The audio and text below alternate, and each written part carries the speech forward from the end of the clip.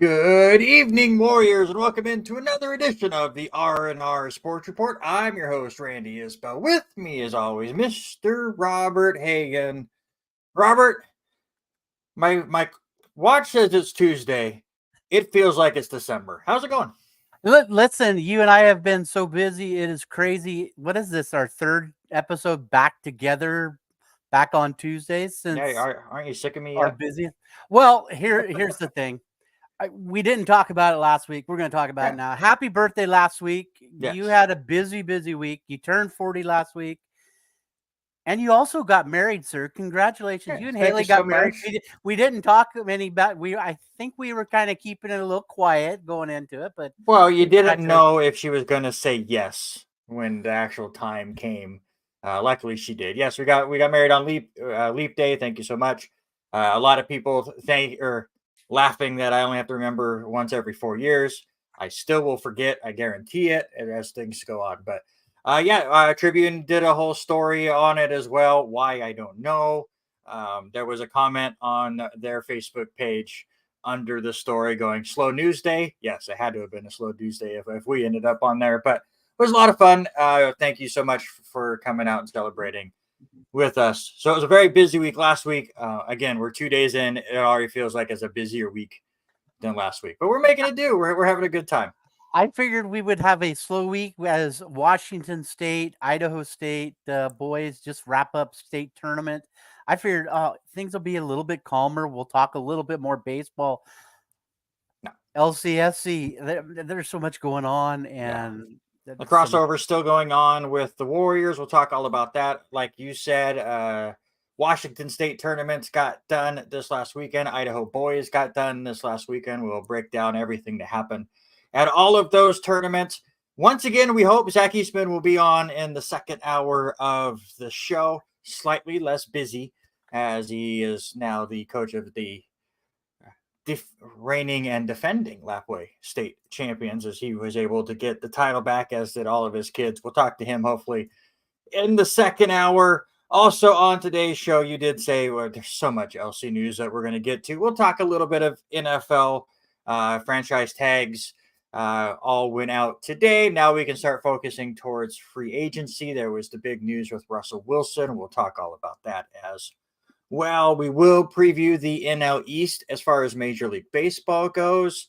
Oh yeah, and Aussie Rules football starts this week, so we will nerd out about that for sure. None of our teams start this week, so I guess we have to wait one more week. Well, to watch our team, so I'll watch the other ones for sure.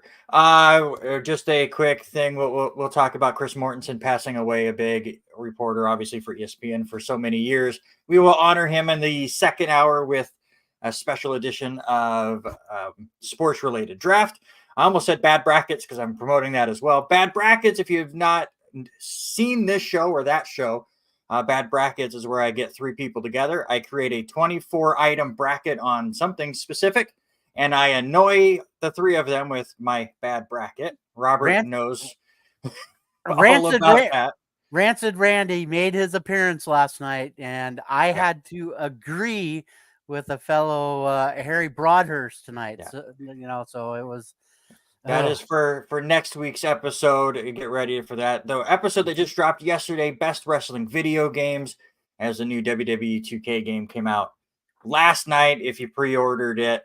Next week will be the best animated Disney villains, and Robert Hagan is still mad at me for that bracket, so get excited for that. All right, that's all the preambles. Let's have some fun. Episode 173 of the R&R Sports Report. And we're going to start this off with a really special interview that I will just be honest, I'm going to be extremely quiet through a lot of this beginning part. LC Golf is just concluding. I have to write that article real quick while we do this. But Robert, introduce our guest. Hey, we've been trying to get this guy on for a while. He is such a busy individual, but been talking with him for over 2 years about getting him onto the show. Now that things have slowed down, he's in the middle part of his assignment, and we're going to bring in Tim Lewis, one of the Southeast Washington officials. Tim, how you doing tonight, bud? Hey, I'm doing, I got a little something right here. I think it's tournament fever or something. Spent the entire week up at State B last week in Spokane, and still kind of recovering from that hangover. It was man, it was a party up there. Yeah, state B, it's state 1A, or excuse me, 1B, 2B is always crazy. And that's where your assignment was this last week. I saw you write as you were in the green room prior to the show. I noticed you were already writing on your board. Does it never stop with you? It almost never starts. Yeah, I'm setting up. We got some baseball and softball trainings actually down in the Banana Belt, down in the Valley coming up this weekend. Got a crop of probably about a dozen new umpires, and not all of them will be down there, but I do all the assigning for the Washington side for Palouse baseball and softball, and just kind of getting stuff up on that whiteboard. I call it the chaos board. Right now, we're kind of in that transition between baseball and basketball for me, and so yeah, just getting that training lined up. So let's talk a little bit your background. You come from, now I'm not sure if they consider where you're at north central, or is it still northeast, but you're from Washington State boy. Tell us a little about yourself, and how you got into the officiating. Yeah, so I call it extreme North Central Washington, where I'm from Winthrop. Graduated from Liberty Bell High School, and kind of grew up going to State B. First one was in 2008. Just kind of went with the family, and it was one of those things. We just shut everything down. We all traveled to Spokane for a week, and spent the entire or Wednesday through Sunday morning over at the arena. And yeah, that's kind of where a combination of that, and my dad was a retired last year after year 33 officiating basketball, and so that's kind of how I got into officiating, just watching my dad, traveling with him to games, and then going to State B is kind of how I fell in love with everything. And one of my first mentors was on the championship game at my first State B 2B tournament. It was I think Northwest Christian, when they were on their four-peat run, when the Ramey kid was playing guard there. And yeah, my first mentor was on that championship game with Tudor Lake. It was a 1-point game, came down to a last second shot that bricked off the front of the iron. And that's kind of where it got started. And when I started officiating as a sophomore in high school, and then just continued when I got to Pullman. Never dreamed that it would turn into, I'm reffing 3 sports. I'm in a couple of statewide roles and leadership in all three groups down here. I just thought I was going to be a small town high school basketball official, and get a couple district games here and there. Here I am, 3 state championship games later, and writing stuff on the whiteboard for trainings, and just kind of trying to do what we can to make officiating better and get people hooked on this fun way to give back to the community, and stay involved in these games that we love. Now you said you've done all three, with all 3 seasons: football, basketball, baseball. I get to see more of you during football season and basketball season. But out of those 3 that you deal with, which is your favorite to work? Do you prefer the outdoors, running up and down the field, or are you more of the basketball guy? I'd like to be on the hardwood. Oh, it's basketball for sure. I mean, that's always been my first love on the court. There's just a certain beauty and flow, and you know how people say that baseball is a poem, and I find that basketball is kind of a different poem. It's more intense, it's sharper, it's a lot more of an ebb and flow, and it's all over the place. It's a less consistent poem than baseball is, but I kind of find that poetry and the flow and the contact and going to the rim and finishing a good basket, distributing, getting that wide open 3 in the corner. And I mean, it doesn't help or it doesn't hurt being in Eastern Washington, being indoors. even in football season, but definitely in baseball season. Sometimes the weather doesn't cooperate with us, so it's nice to be warm in the gym. But that's kind of where my love has always been. As a fan, it's probably baseball. That was kind of the sport that I fell in love with first at age 5, just throwing the ball around with my dad in the front yard. You said you're doing a lot of this stuff for the Southeast and scheduling and coordinator, a new job and all that with you, but you travel quite a lot of these officials travel a great deal, both north and south. Buddy of ours also follows the show, Brady Bly. He travels quite an extensive amount. Talk about where your window is in your officiating window. Yeah, so majority of my officiating is here in Southeast Washington. Primarily Whitman, Garfield, and Asotin counties.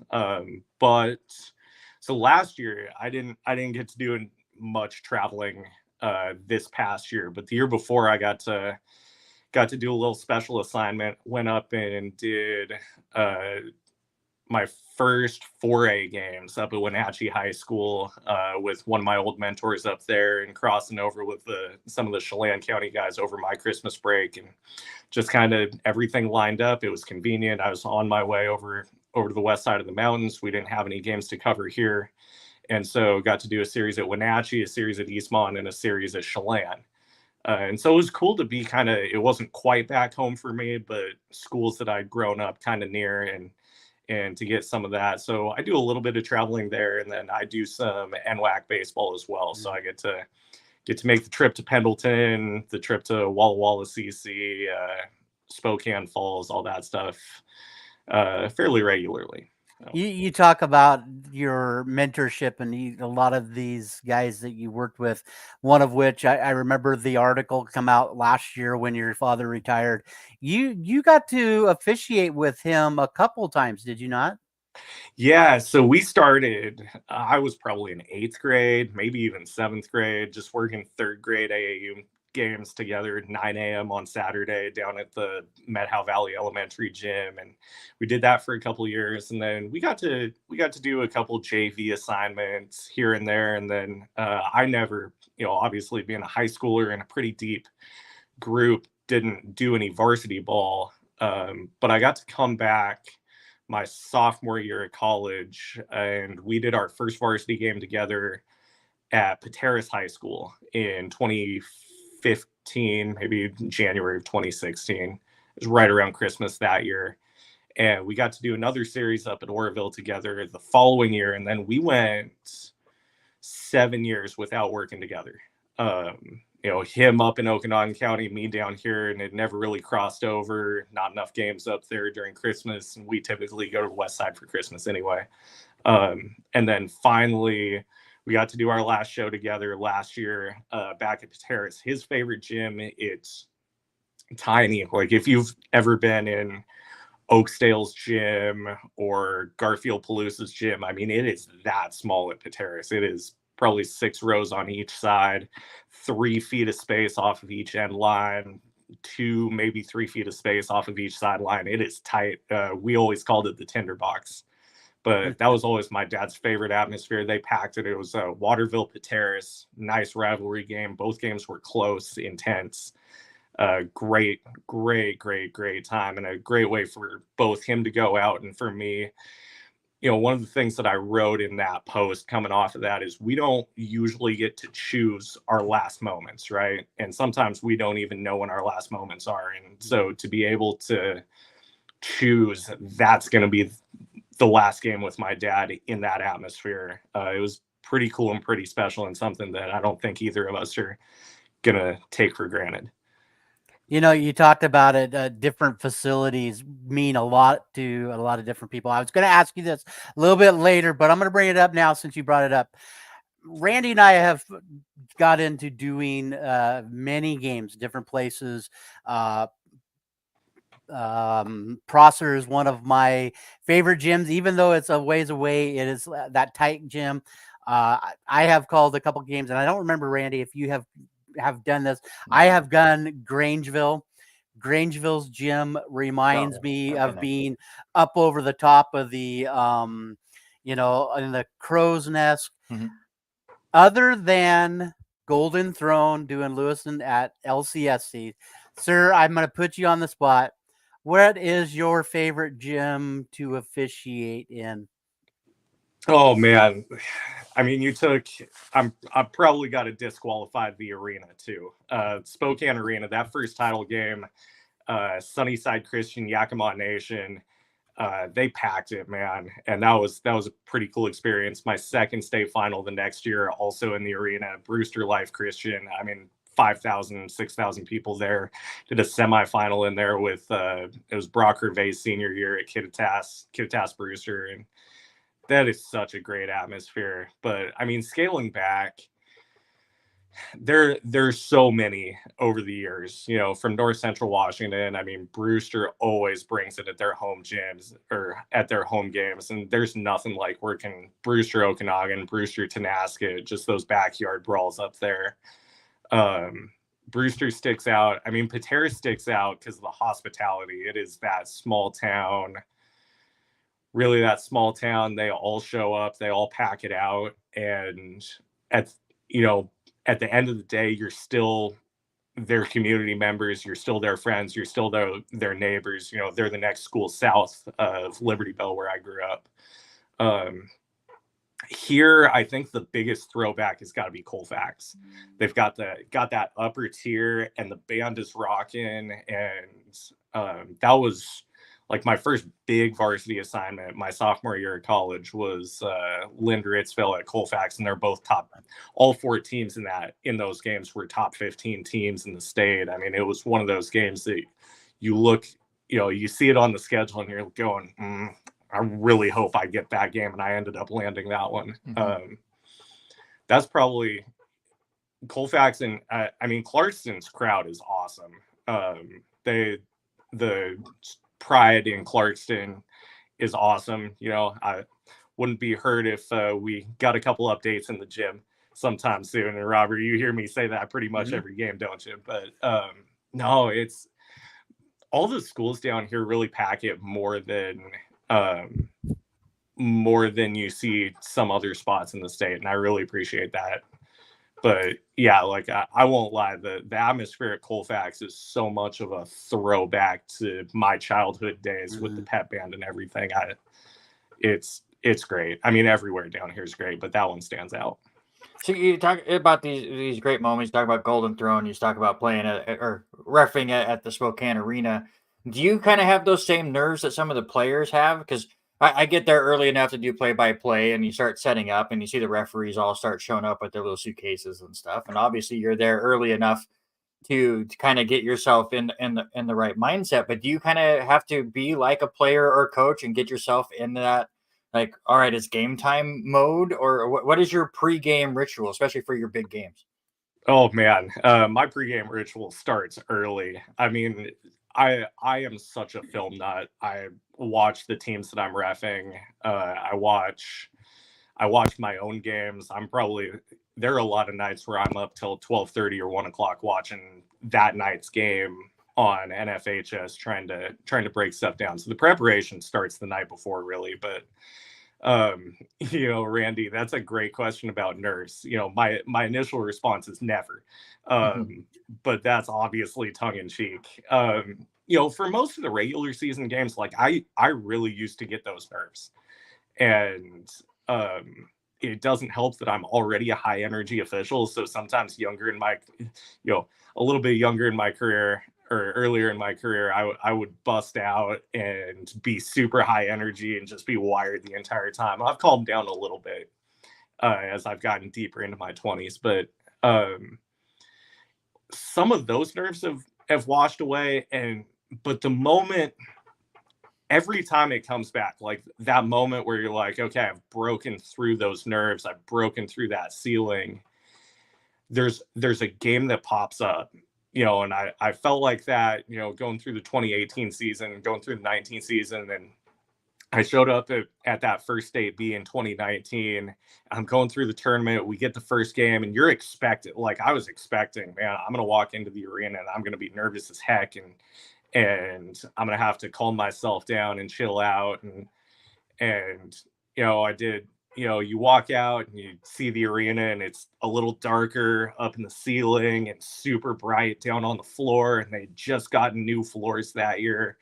And so there's some of that intimidation factor. I ran it off a little bit. I'm one of the officials that I got to run, I got to stretch, I got to stretch my hamstrings out just so I feel nice and loose for the game. And that kind of helps get some of those jitters out. I went through that entire tournament, no nerves, no nerves, no nerves, no nerves. And then we get all lined up in the arena, and I'm going through the warm-ups, and the nerves haven't hit yet. And then the lights went out. And that was the first time I'd ever been on a game where they shut the lights off for players' intros and went Chicago Bulls style and everything. And that's where it hit me. And, and then of course I come back the next year for State B, get the Brewster Life Christian final, same thing, everything's smooth until you hit that final, and then the lights go out and those chills come back. And I think at this point in my career, it's just channeling those chills into the intensity that I'm going to bring to the floor and the energy that I'm going to bring to the game, and hopefully make it, stay confident, stay within myself, stick to the fundamentals of getting in the right position, getting a clear look, taking care of business in my primary area, and then just making it look good. And then from there, it's just having fun and making sure the fans are having fun and coaches and players are having fun. And hopefully someone sees how much fun I'm having and decides, hey, maybe I want to give that a shot. And you say that a lot of things have changed over the last couple of years. First of all, let's talk a little bit about your assignment. Your assignment has changed a little bit now. You're not on the floor near as much. You're doing some coordinating stuff. You talked about setting things up and some of the rule changes, that kind of stuff. Talk a little bit about we saw at GSL now some of the games we have officials wearing cameras, and then you're doing coordinating stuff, setting things up and handing out assignments now. Yeah, so I'm only assigning for the baseball softball group down here, but that's definitely been I kind of learned my lesson last year in terms of I put in, and this includes summer ball, but I put in about 75 games last year just in baseball, and that was kind of hit reality check where I'm like, man, I need to, if I'm going to be a good administrator, take care of business, make sure schedules get done, make sure I'm communicating with our league organizers and our officials and our ADs. I got to scale back my field work a little bit. In terms of basketball, I've been averaging around 90 games or 80 to 90 games a year for several years. This year I was back to about 72, which is about where I should be. I mean, that's still a bunch of games. I'm young enough that I can handle it. That just says enough about our recruiting class list this year. I thought we did a pretty good job the last couple of years getting more officials, but so I'm not trying to step off the floor too much in basketball. I mean, I'm so young and it's so fun for me, and most of what I do in basketball is on the education end, and I do a little bit of evaluation. That's what I was doing last week at State B, evaluating the officials up there. But the nice thing is most of my work statewide. I've kind of taken over the training program for WOA, starting to scale into other sports with that education piece of it as well, and trying to get creative with it. Most of that's just a normal 9-to-5 job, and it's not even 40 hours a week. I pretty much make my days about 9 to 2 o'clock doing education stuff, putting together PowerPoints and bouncing ideas off of other people and seeing what we can do on the education side. And so, I mean, it's we're taking more on, but I think we're really investing in taking this where we want to get it, to where we can not just make the make better calls on the floor or whatever, but make this more meaningful for people and make it something that's more addictive, where people go, man, I'm really missing out on basketball just kind of being a casual fan. I want to be involved in it. And this is just another avenue to do that. And we're just, the work that I'm doing is just trying to get the education piece to a spot where we're getting better and we're having fun doing it. Yeah, you bring it up. A lot of things have changed over the last few years, and you and I talked that we were going to spend a couple minutes about it. But the shortages that are happening, not just in our region, but statewide, nationally, on officials. I know, Big being one the PA announcer, they're constantly wanting me to push the notes of getting out and becoming a referee by going to the websites. Talk a little bit about the shortage and how people can get involved and start working with you. Yeah, so it's something that's been building for a while, and they're a combination of a lot of things, right? I have a pretty nuanced look at where our shortage comes from. I mean, some of it does come from behavior, and you mentioned the body cams, and it's not really, the body cam experiment. There's a great Spokesman article on it last week, and one of the great quotes from Red Todd was, we're not necessarily trying to eliminate all unsporting behavior. People get passionate. This stuff is intense, and that's why we love it, and that's why I love basketball. And it's just dialing back the intensity to a level in which we can communicate as humans on the court or on the field, right? And that's kind of what those cameras are for. We had, it's just something that we want to scale everything back to a human level. And so that's one of those things that, we lose probably about 70% of 0 to 3 year officials based off of behavior.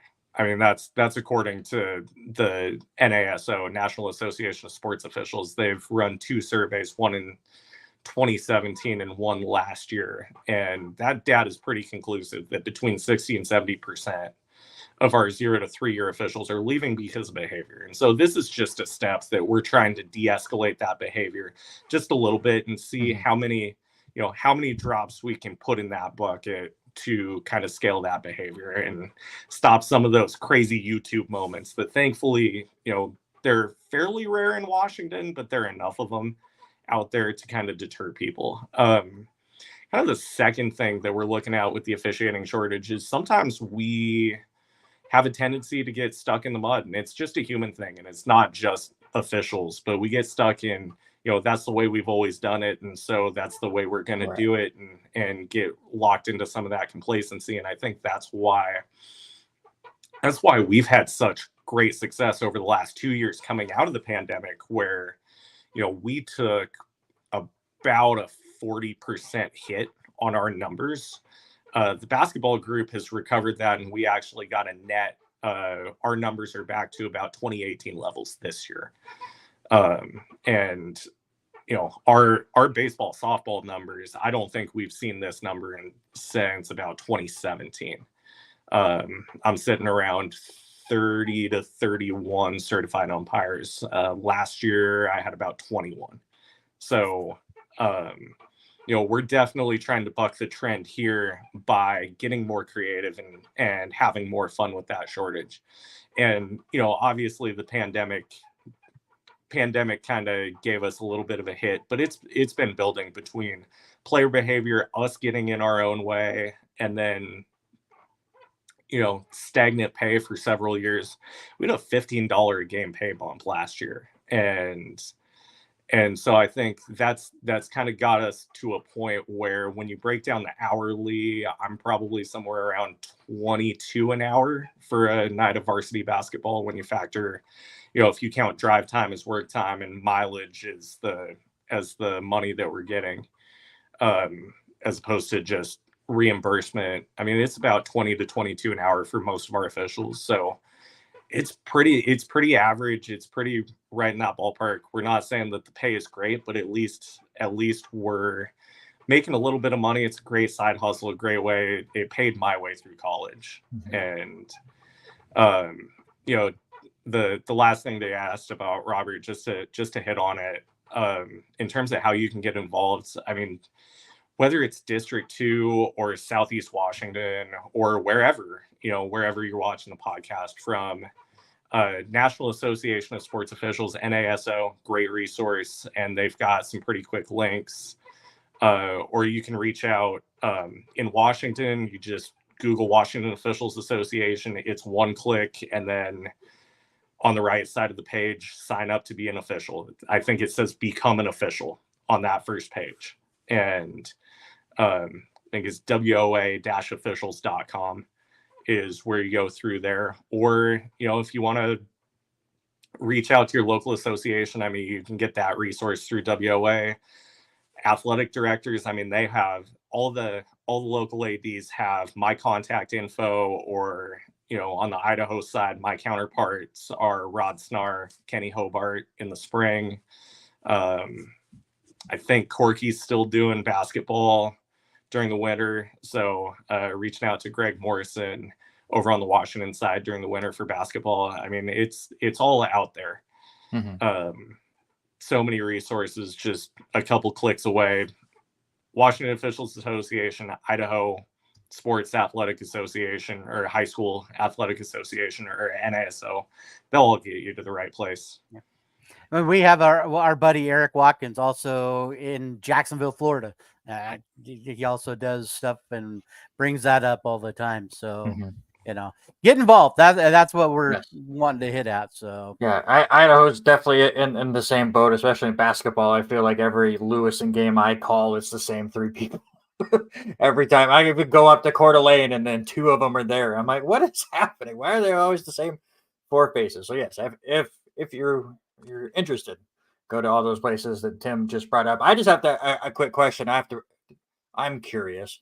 You talked about the 70% of the 0 to 3 year referees that you lose. How many of those have been because they were tired of listening to Robert Hagan on the PA in Clarkston? And how close have you ever been to teeing up my partner over here? So the good news for Robert is that crowd technical, I'm only using if there are objects on the floor. So Robert, you're good. I've been close once, and you said his name a little while ago. I got very close to getting teed up one time. So yeah, so that's a great question, Randy. I hope nobody's watching out. Robert's one of the best in the business, man. He's got the way he uses that nasal voice and kind of carries on. I mean, it's great, man. I nerd out on listening to announcers' voices, and they're announcers that, like, it's not one specific voice, but they're announcers that I pick up on, and I'm like, I want you calling my game.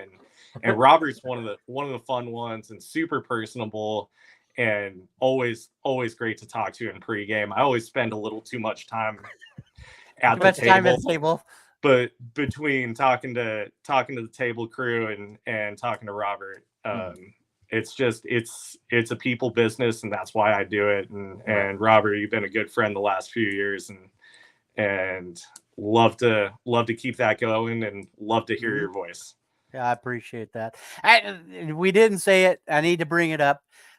Tim Lewis was also the 2022 Washington Officials Association Official of the Year for basketball. So congratulations to you in that. So yeah, thanks. So it's a very tough job, and you know it just as much as I do. Sitting in those seats, we hear a lot of sometimes a lot of negativity, but there's so much positivity that comes out after games. And so I think the biggest thing I see from you is you like to explain things out, and you don't just make a call and then walk away from it. You're one of those ones that take the minute, the extra few seconds, and communicate with not only just the players, coaches, but even the table. So, hats off to you with that. Yeah, thank you. Thank you. It's honest to God, this is the most fun thing I've ever done in my life. Like, I work 7 months out of the year for the Forest Service. That's kind of my day job that pays the bills. But really, I do that to pay the bills so I can do this. It's the most fun thing I've ever done. And Yep. just I want to share it with as many people as I can. And you can honestly tell when a referee is really enjoying what they do. I've seen Tim call a few games, obviously on the Idaho side. I don't see him as often, but I've covered some Washington stuff where he's refed as far as when I worked for the Tribune and stuff. And you can tell those referees that is like, all right, they really enjoy it, or the ones that don't. Luckily, we have a lot of them in, at least in the LC Valley and the surrounding areas. We have a pretty good core group. We just need to expand it so you guys don't get all burnt out over there.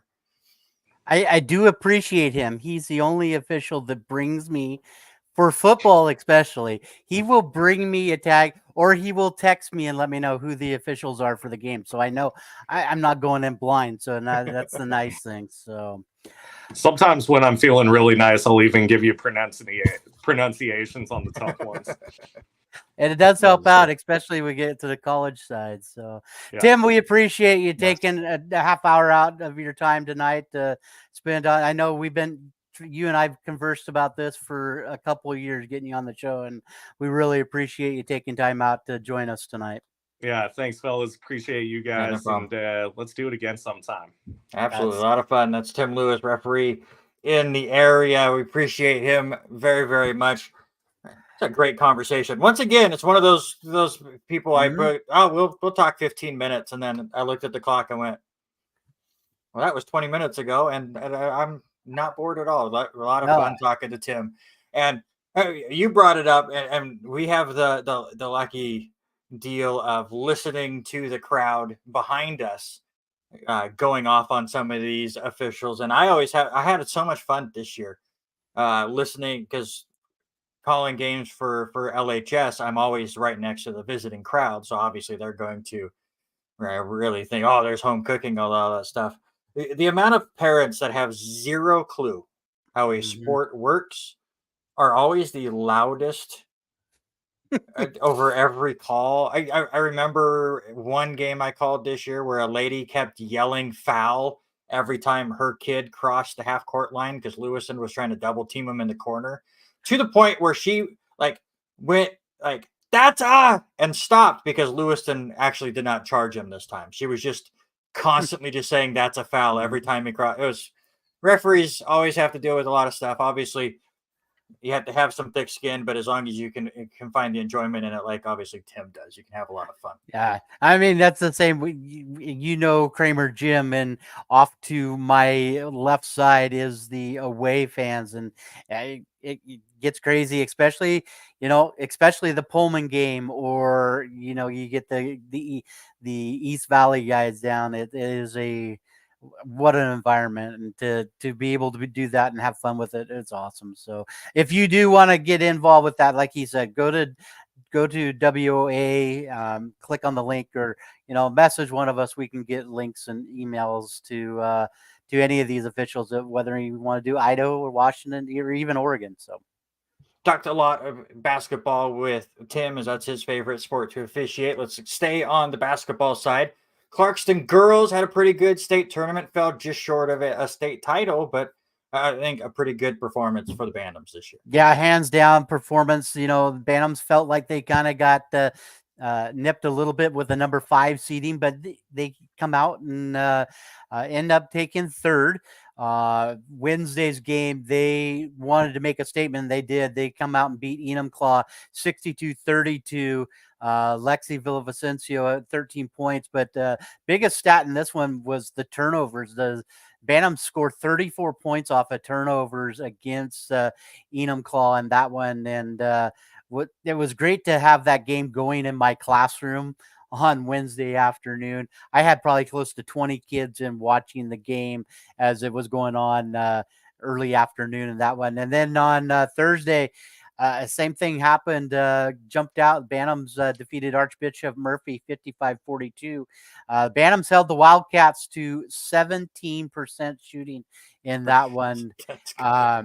And I think the crazier stat that came from that one in the first half, total game, 21 points came from the free throw line of the 42 points. So the Bantams were able to hold things off in that game.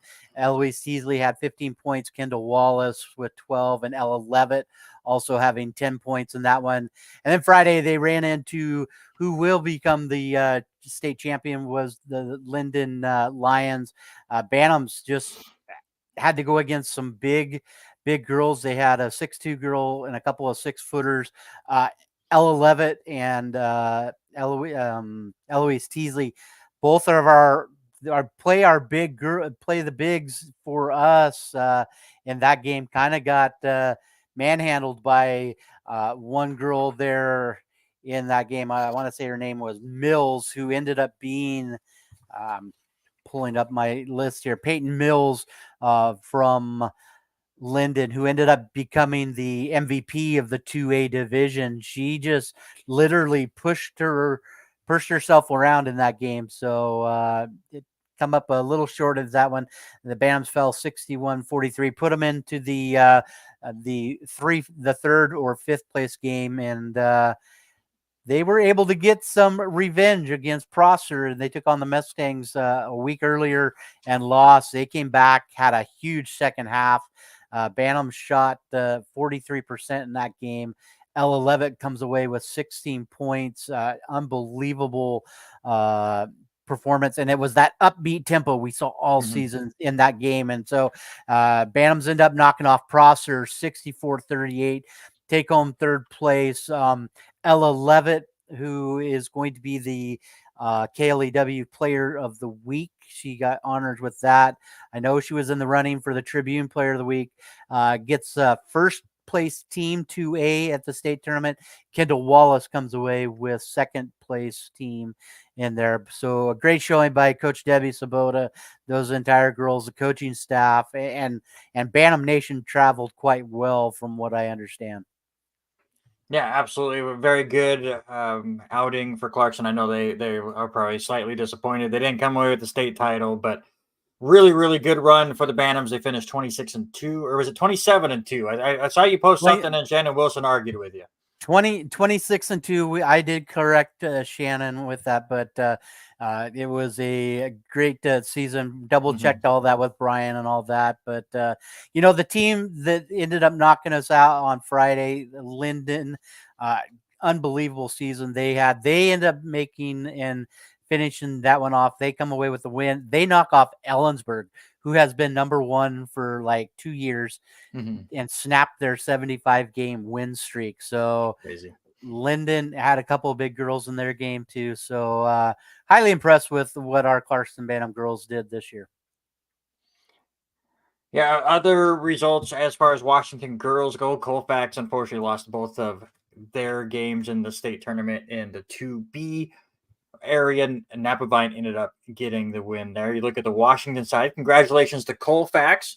Finished off an undefeated season and won the 2B state championship up in the Spokane arena. Linden did double up. They won the girls and boys state titles. So congratulations to them. Pullman had a wild one on Wednesday, losing in overtime to Prosser that you were telling me about. Yeah, Austin Hunt, a kid that we didn't see a lot of pressure from all season, tore it up there in that game. Ended up with 23 points, 13 rebounds. Also had Alex Bickelhop, who was another guy off the bench, comes away with 12 points. Cade Rogers also off the bench in that one. I think the biggest thing was what Prosser did to shut down Champ Powaki, and Powaki only 5 points in that game, but still ended up with 10 rebounds. But Austin Hunt was the difference in that game, and it was totally crazy to see them feed him the ball as much as they did. Hey, Robert, just look at your message real quick. I'm going to go over the Idaho State basketball results real fast. Owyhee ended up winning the state title in 5A. That's now 2 titles in 3 years. We talked about it last week. Coeur d'Alene and Lake City facing each other in the opening round. Coeur d'Alene got the win in that first matchup. Lake City went on to win the consolation side of the bracket. Coeur d'Alene got knocked out in the semifinals and then lost their third place game. So Lake City finishes fourth, Coeur d'Alene finishes fifth in the state title. Congratulations to Pocatello for finally winning the 4A title. It's the third straight state championship at the 4A level that came down to Hillcrest and Pocatello. And Pocatello finally was able to get the win, snaps back-to-back state titles from Hillcrest, 73-67 in that game. First state title for Bonners Ferry that I was able to see. They took out Teton, who had just upset the number 1 seed earlier in that tournament. We'll talk about Lapway here at the next hour, but congratulations to them. 3 titles in the last 4 years, getting revenge from last year's state title game against Lakeside, 67-54. Still surprised Lakeside was the 3 seed, but in the end, it doesn't matter. They went up against Potlatch 2-3. It didn't matter who was who as far as seedings go. And unfortunately, Kendrick tried to go back-to-back themselves. Ended up 1 game short. They lose to Camas County, who won their first state title since 1974. Kendrick loses that game 56-42. A lot of crazy action in Southern Idaho. Yeah, I got to watch a little bit of Lapway game against, and we'll talk with Coach Eastman here in a couple minutes, but that team is so deep, and now with Case leaving, it's still a very deep team with Bonnie and those guys, and highly impressed with that. Kendrick, same way, watching those boys compete on Friday to get into the Saturday game. I knew it was going to be a tough game against Camas County. Camas just looks very balanced in what they were doing. All right, you ready to talk some LC sports? There's only a couple things that have happened with Just the a Warriors couple? this week. Just 1 or 2, 30,000 things. Congratulations, first off. There's This such is the cool best news one. that came out this morning. Callie Stevens, your 3-time Cascade Conference Player of the Year. First player in the Cascade Conference ever to win that award 3 times in her career. And LC's only been part of the Cascade Conference for 3 seasons. So Stevens, another fantastic year. We'll talk about the disappointing end to their season so far. Obviously, they will make it into the national tournament. But as far as Cascade Conference tournament, we'll talk about how that one came to a close just a day or 2 ago. But Callie Stevens has always been so fun to watch. She puts her body on the line just every single play. The amount of times she gets knocked around while trying to make a basket, a fantastic 3-point shooter. One of my favorite players to watch for LC. Well-deserved award again for Callie Stevens. Yeah, Callie, just watching her senior night come out a little on the slow side, if you remember right. But that second half, she was just all dominant with her and always positive. She roams around with the fans. And one of the, you and I are blessed to get to work with Alicia and a lot of those crew. But to get to work with an athlete like that, during baseball season, she is just so positive, laughs great, and she is just hands down one of my favorite human beings that I get to work with doing games. As I said, the women's basketball team ended up losing in the Cascade Conference Championship game to number 18 Southern Oregon. Lose that one 59-53. The Warriors, if you remember, lost to Southern Oregon the final game of the regular season, which knocked LC down to the 3 seed. And that forced them to travel right back down to Southern Oregon shortly after for the championship game, and they fall just short. So right now, 25-5 on the year, 14-1 at home, and that is key because the Warriors are one of the host sites for the first and second rounds for the NEIA tournament on March 15th and 16th. See who the Warriors will face in their bracket and exactly what seeding they have. Their selection show for the women is Thursday at 5 p.m. Pacific time, and usually it's like on the YouTube channel for NAIA, and they'll throw it on Twitter or X or whatever else, and Facebook. And if you don't want to watch it live, just go to lcwarriors.com. Once that gets announced, Alicia will probably have some kind of a preview there for you to get you ready for the women's action here in 10 days. I can't count. Can't do maths. You went to Lewiston. It's fair. I will absolutely take it. I can't spell. You can't seed either. Calm down. Men's basketball fell short in a big comeback effort at home during the semifinals. They trailed by as much as 20 early on in the second half. They end up losing that one 82-80 to number 17 Oregon Tech. Now they await to see who wins the Cascade Conference. Is very, very crucial. It's going on right now. College of Idaho, the defending national champions, right now with a 14-12 lead over Oregon Tech. Just under 12 minutes to go in the first half of the Cascade Conference Championship game. There we go. I don't know what happened there, but I think we're back. It is crucial for the Warriors for this reason. College of Idaho won the regular season. Cascade Conference gets 2 automatic bids.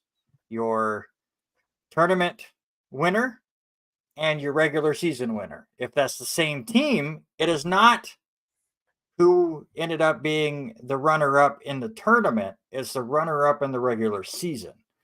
So, if College of Idaho wins this game, which seeding-wise you would think they would, College of Idaho would have won the regular season and tournament, so they get 1 automatic bid, and LC, being the number 2 seed, would end up getting the other automatic bid. If Oregon Tech were to pull the upset, Oregon Tech would get the tournament auto bid, College of Idaho would get the regular season auto bid, and then LC would be up to whoever puts these brackets together. There is a website, NAIA Hoops Report, that currently has LC as a 10 seed, so you got to believe that even if Oregon Tech were to win, maybe LC gets an at-large bid, but you'd much rather have the auto bid. That is for sure. Their selection show is on Thursday at 4 p.m., so we'll talk about both of those. No. Calm down with the brackets, people. Bad Brackets on YouTube. Go check it out. Best wrestling video games. It was a fun time. Next week's it was a lot of fun if you like people yelling at me. We'll get there. Thoughts on both the men's and women's basketball teams going into postseason? Do you think the men get in even if Oregon Tech takes the win? I don't think Oregon Tech takes the win tonight, but I think they get in 10. I think somebody's going to throw a curveball in there somewhere. So I hope that they get the number, but we're talking about a site I'm not familiar with. No, it's not associated with anything. Yeah. And they even say in there it has nothing. It's just their predictions. You're right. So it means absolutely nothing. But the girls, the injury to Maddie Holm has kind of reared its head, and I fear that's the biggest issue we have. But I tell you what, if Bird has another performance, if Callie Steven keeps it up, there's no reason why this team can't make a deep run. Yeah, it's good to have this 10-day layoff. Usually you don't want this big of a layoff during the season because you're worried about losing that momentum. Well, LC's really lost their momentum. They need to take this break and hopefully reset some things. Baseball got things back on track. They had their first home games of the year, 4-game set against British Columbia. 2 Cascade Conference teams, not a Cascade Conference weekend because the Cascade Conference is weird. And the way they decide which games are actually counted as conference and not, don't ask me. I don't know. But the Warriors were dominant in their 4 games. They scored 13 or more runs in the first 3 games of this series. I was there on Friday to do PA for the season opener, where the Warriors won 16-2. Then they had a doubleheader where they won 13-8 and 13-7, and then snuck out a win on Sunday, 7-6. The offense that we all thought was going to be there is really starting to get revved up right now. I like some of the pitching that I was able to see this weekend. And now it's just one of those get into the rhythm of the year now. Obviously, they struggled last week against College of Idaho and split there, but that was after a couple of weeks off. So very excited to see the Warriors. They will travel to Eugene for a 4-game set starting on Friday to take on Bushnell. Also non-league games.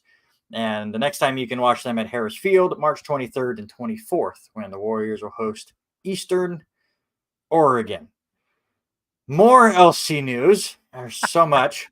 Carter Gordon is your newest Warrior national champion. He won the 800-meter race.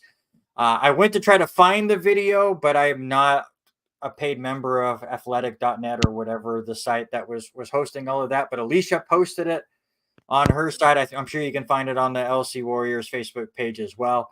Carter Gordon was so far behind with like the last 200 meters to go, hit the afterburners, and ended up getting the win. It was really fun to watch, even though I already knew the result. So he joins Clayton Van Dyke as the only Warrior men to win from that distance. I think it's the fifth Warrior man to win a singles national championship for the Warriors.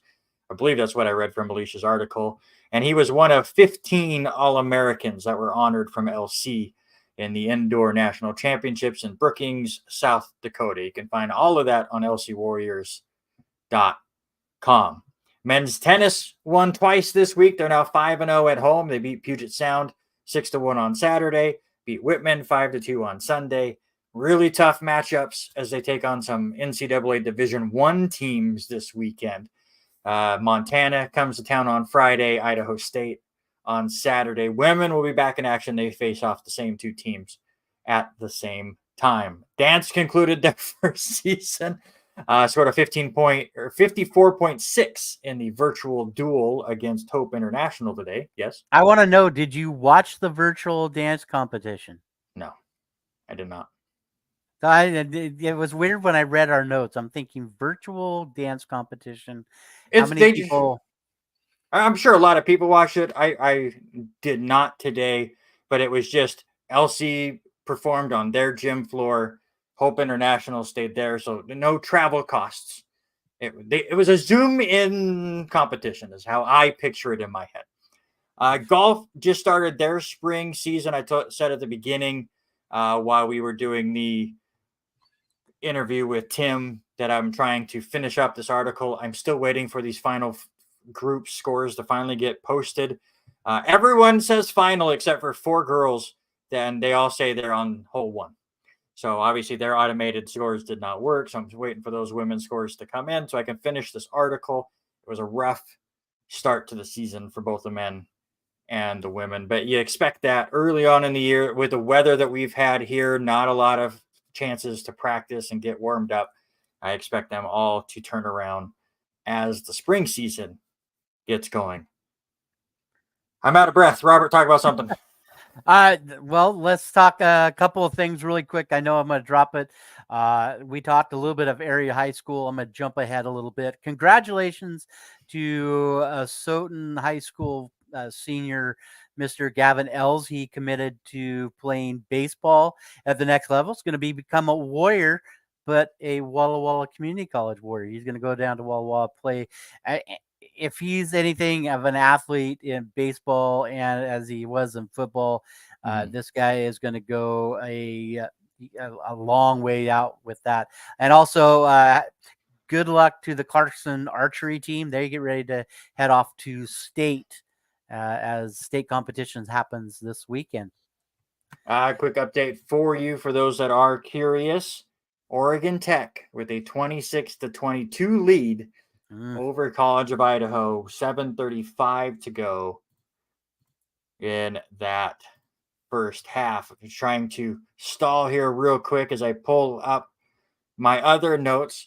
We talked about the crossover with LC and everything going crazy. Spring sports for high school are right around the corner.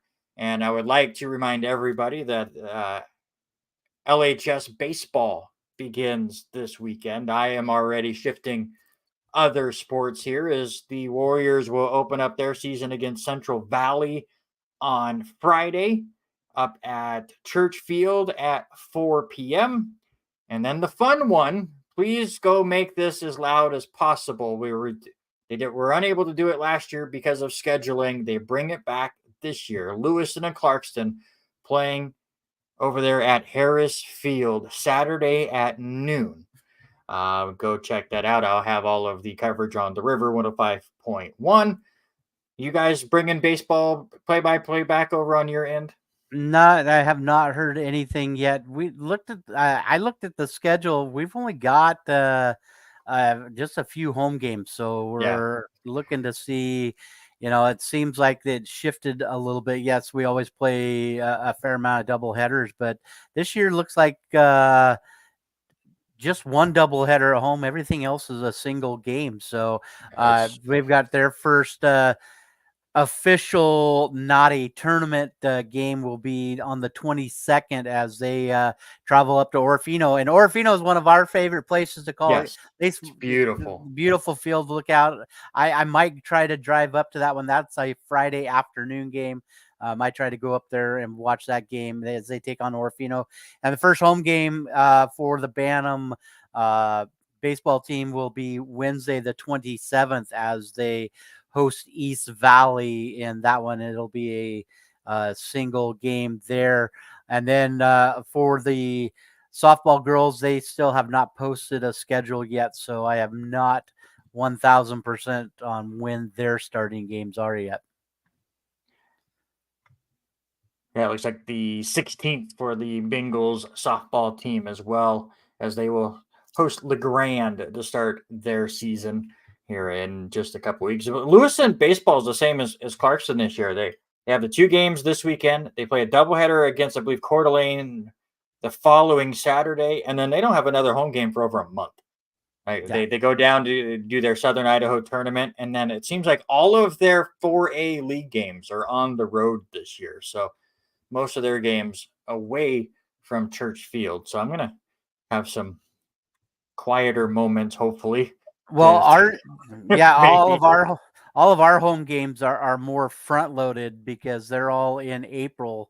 For the most part, the only one that we have in May is May 1st against Pullman. Everything else is at home the week of the 10th through the 17th. And so, I mean, everything seems to be on the road this year for the Clarkson Bantams.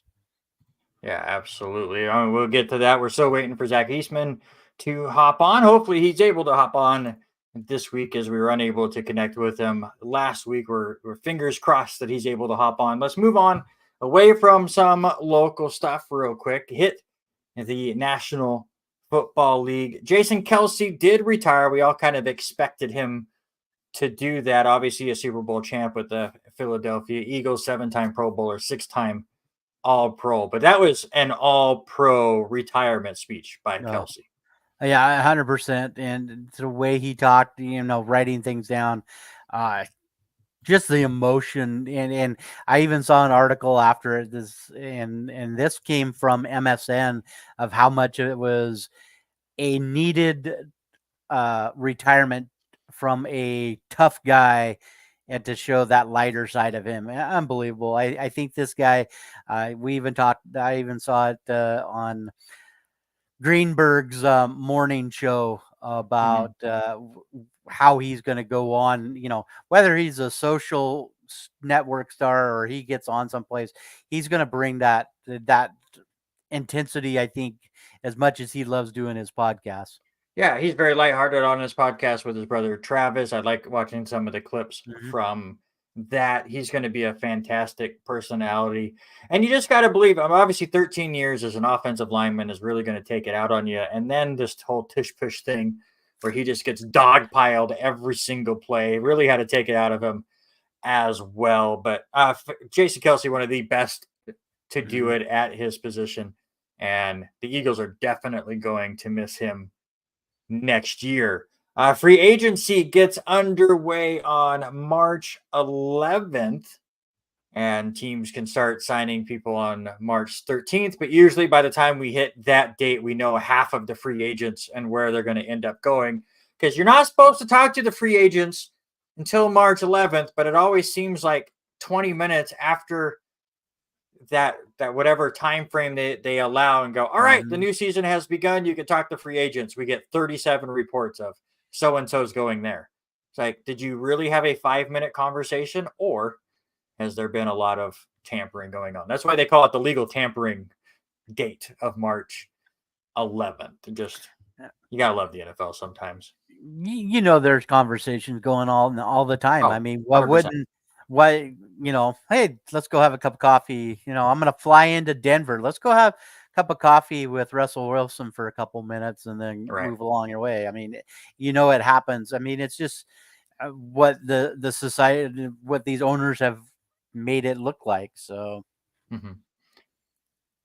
Before free agency happens, franchise tags got placed out. I believe today was the final day that you were able to do that. Not a ton of teams using their franchise tag. What was the most surprising one to you out of the group?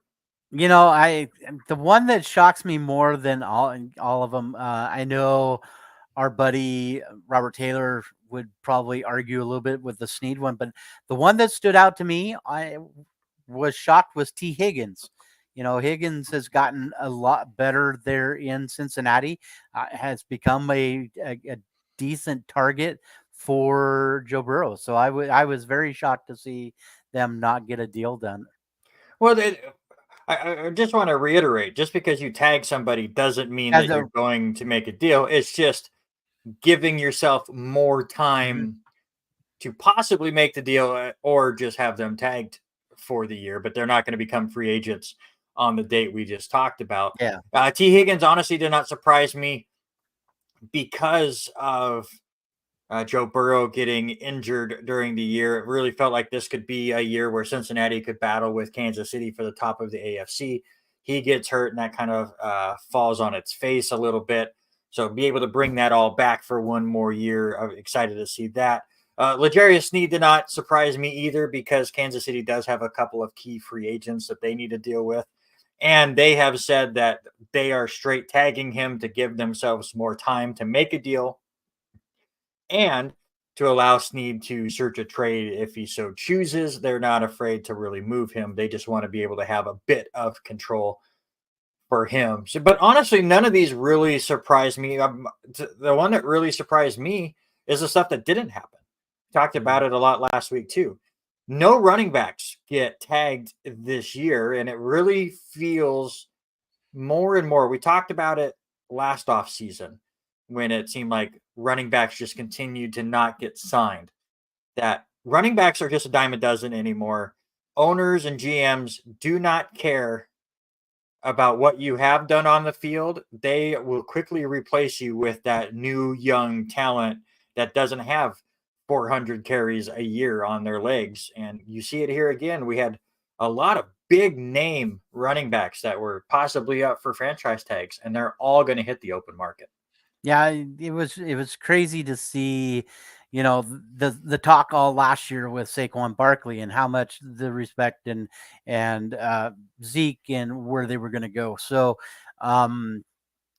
it just keeps making the same thing sound like, they'll pay their franchise quarterback, and then you got a couple of wide receivers that are going to get paid, but if you're a running back, you can throw $5 million at them and call it good for the season, or 2 million, and walk away. And that's, out of all of these weapon players, they're the ones that's going to keep taking the pounding the entire time, which really makes you worried of, and we talked about it last week. We looked at what Baltimore did with J.K. Dobbins, give him the money and get him there. And then he's been hurt a bunch the last couple of years. When do you move on from him?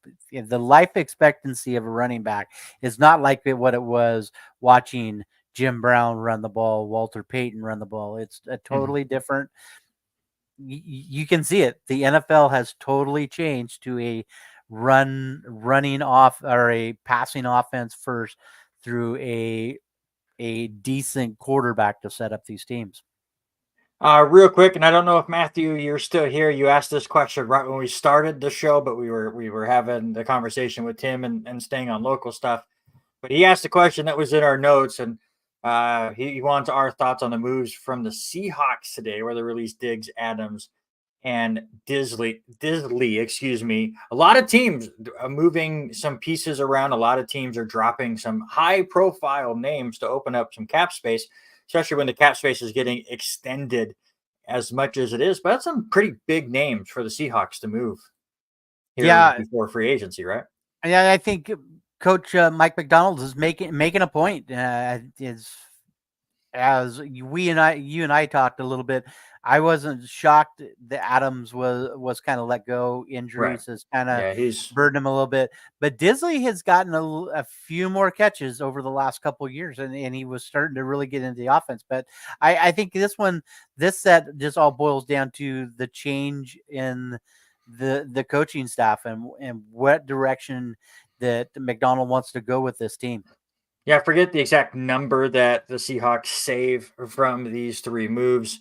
But all these teams are doing it where they're trying to give themselves as much flexibility for when free agency does start here next week. And none of these moves really surprised me for the Seahawks. As you said, Jamal Adams, after that trade, thank you again, Seattle, for all of those draft picks for Jamal Adams. Adams was one of my favorite Jets when he played, but he just could not get over the injury bug for the Seahawks. And then when he did play, he was never 100%. I do hope he picks up with a team somewhere and is a good role player and can just stay healthy and finish his career. But for the Seahawks, totally makes sense for why they moved him. Disley, sure, he's making a few extra catches, but how many weapons do you have with the Seahawks right now where he is disposable and you can replace him pretty easily? And there is a certain quarterback that all of a sudden looks like he's going to be back on the market when Russell Wilson has been notified by the Denver Broncos that they're going to eat, what was it, 70 or was it $90 million of dead cap space and just release him because they couldn't find a deal? Just a mess for the Denver Broncos. Talk about a horrible trade, and that involved the Seattle Seahawks. This one obviously in the positive for Seattle. Do the Seahawks go out and get Russell Wilson back? Yeah, I don't see him going back there. But to answer your No. question a minute ago, the Seahawks are going to save $27.5 million with those three leaving. But you know, I think the biggest thing is people are going to take their time to see what Russell Wilson, what he says he's going to do, or where he could end up. I don't think anybody is going to rush out there and get him right away. Could he be a person that will go in for a competition? That is the big one. I think the funny one is hearing is where there might be a compete to get in or a backup role. And this came from the Pat McAfee show. They think he's going to Pittsburgh. I don't see him going to Pittsburgh. No, I just don't think that fits what Pittsburgh's trying to do. They always have the pocket quarterback. I mean, obviously Big Ben was there for so long, and he liked to say within the tackles. Russell Wilson probably needs to change his game up where he stays within the tackles. He's not the scrambler he used to be when he was with Seattle, but I don't see Pittsburgh being the I don't place. And either. by the way, it was $85 million that the Denver Broncos will have as dead cap space money this year for when they do release Russell Wilson. And I'm also really curious if they're going to do it the moment the new season opens, or I've also heard reports that if they wait until after June 1st, we've talked about this on the show, different off seasons before, that if you wait until that June 1st date, then the cap space hit is a lot less for you. Obviously, it hurts Russell Wilson for being able to find a new job. But if the Broncos want to be selfish in that way, they could wait.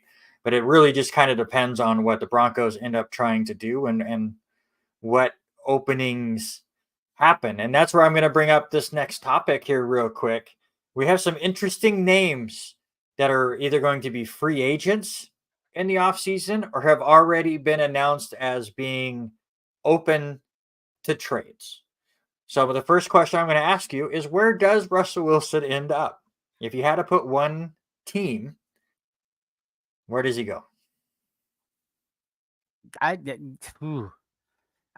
think he could probably compete, and this is going to sound kind of weird, but could he compete for the job down with Baker Mayfield in Tampa Bay? I think Tampa should pay Baker. I think Yes. they should pay Baker. I think Baker should be that quarterback, but that could be a real interesting scenario with those folks there.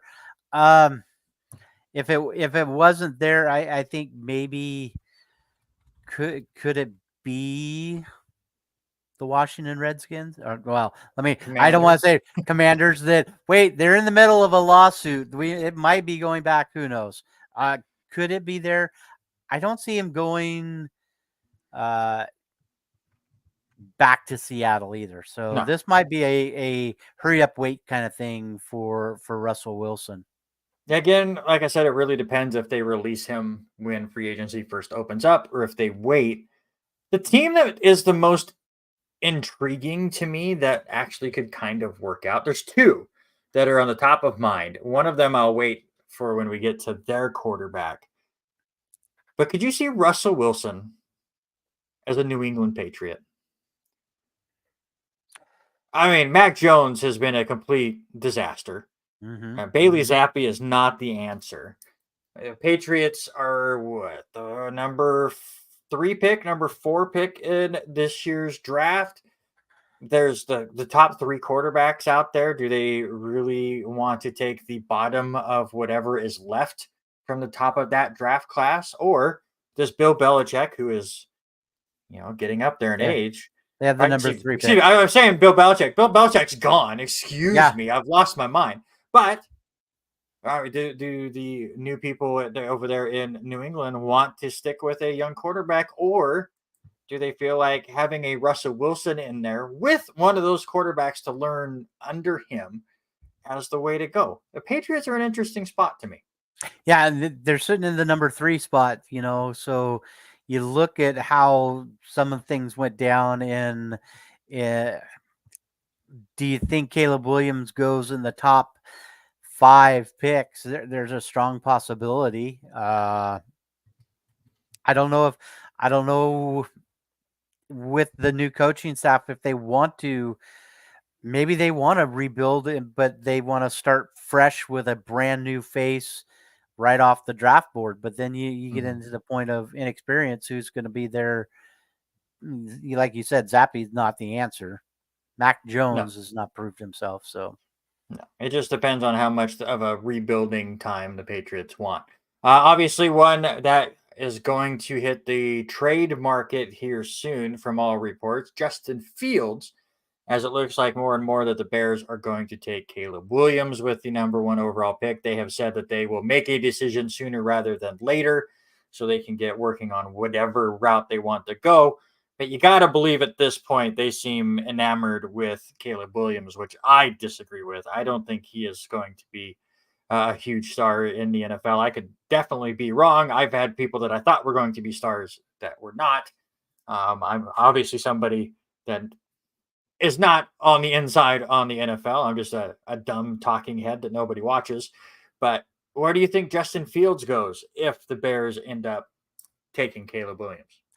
Yeah, it's just I don't see anything that is too crazy. I would think if they don't get things situated in possibly Arizona, he could be there. I hate saying this too, but the Los Angeles Rams. I'm not taking anything away from Matthew Stafford, but he is getting to that. I don't want to say elderly, but the older fashion. I could see him going to a market that looks like that.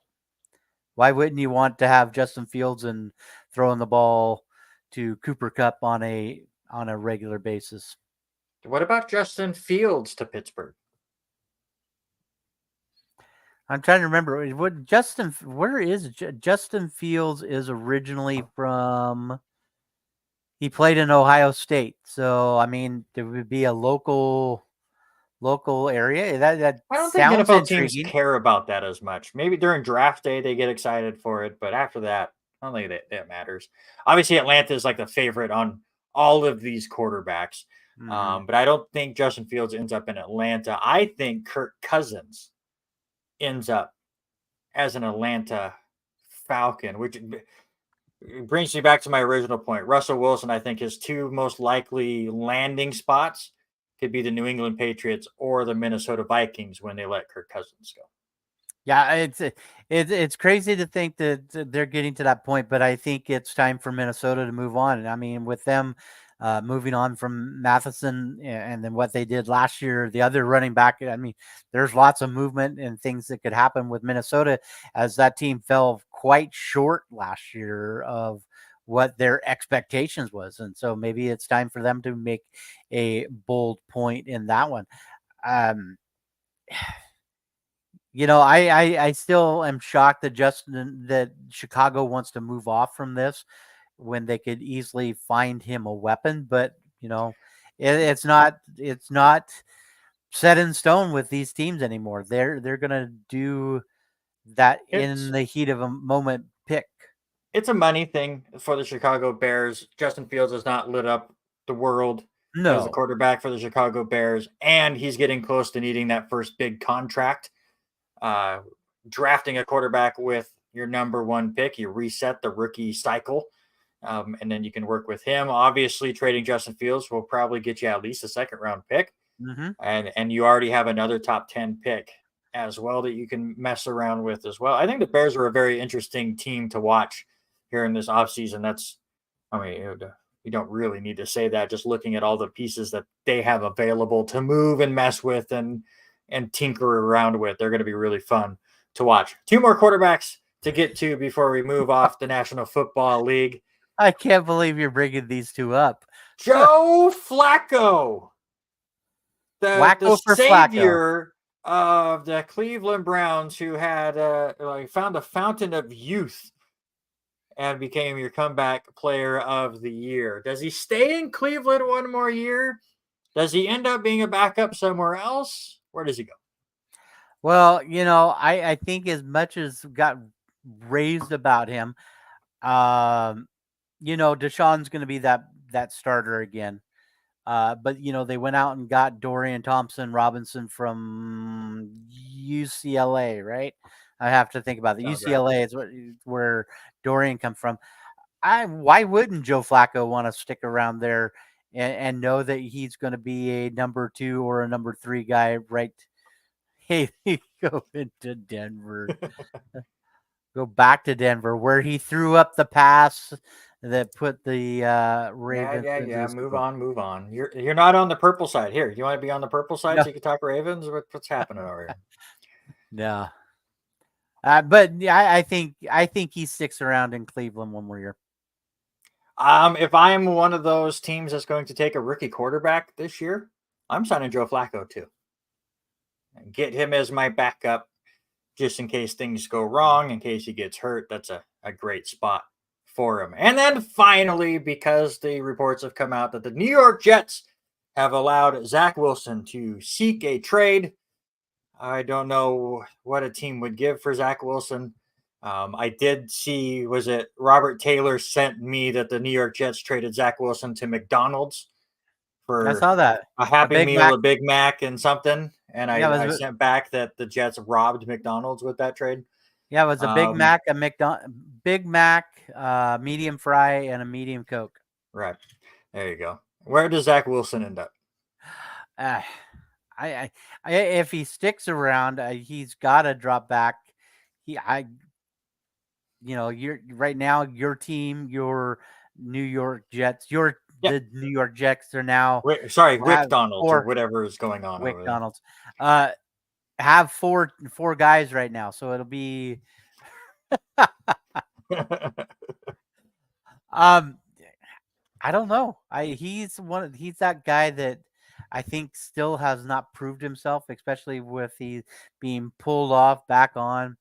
He could start becoming, and maybe in my eyes, he could easily be that guy that could be one of the biggest bust quarterbacks that has ever played in the National Football League. No, absolutely not.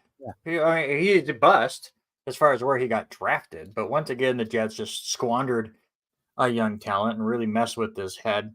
And to me, he's going to follow suit of what Sam Darnold did and become a pretty reliable backup. And I've heard this idea thrown about on other radio shows that I listen to. If I'm the San Francisco 49ers, you have a solid quarterback in Brock Purdy. you're locked in there. But you need a young quarterback who's cheap to be his backup. If I'm the 49ers, here's a 7th round pick. Let us see what we can do with Zach Wilson, where he has no pressure. He knows he's going to be the backup, where he's learning, and we can give him all the reps in practice with the second teams and get him his confidence back. And then just if something catastrophic happens and Brock Purdy goes down, hopefully we have gotten Zach Wilson clean of the Jets' dirtiness. But does John Lynch want to put in that much time to get him to be a better player in San Francisco when you've got... He did it with Brock Purdy. They tried to do it with Trey Lance, and they easily moved on with it. They went out and got Sam Darnold. That's what they like to do with their backup quarterbacks, is have someone to develop. And sometimes it works, like Brock Purdy. Sometimes it's like Trey Lance, and they move on from him. But they do not go for the veteran quarterbacks as far as their backups go. Yeah. It'll be interesting with that one, because I don't think this guy, he hasn't proved that he's been too much in the news. The market for him up there in New York, I think, plays a huge role in it. But God, where else would you? Who's down in Houston? Could he easily become the backup to CJ Stroud?